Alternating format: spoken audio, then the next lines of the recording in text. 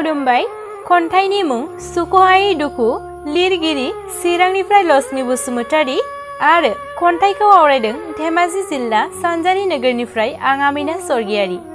दानिया फै खन्थाइखौ खोनासंलांदिनि। हमदां हायाखैमोन आं नोंनि गोसोखौ, होदोंमोन आं नोंनो बेसेबा अननाय।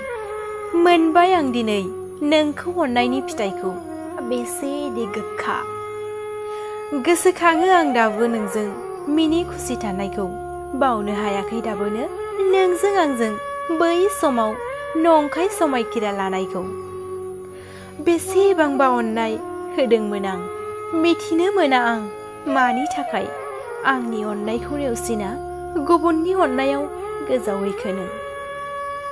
थागोन आं हारसिङै हांमा सुरना हारसिङै, आंनि जिउ आंनि संसार बेसेबा दुखु। सुख'हायै दुखु आंनो होलांनानै मा मोनखो, गोसोआव गोजोननाय मोनबाय दा। खन्थाइया एसेनोसै, गोजोन्थों।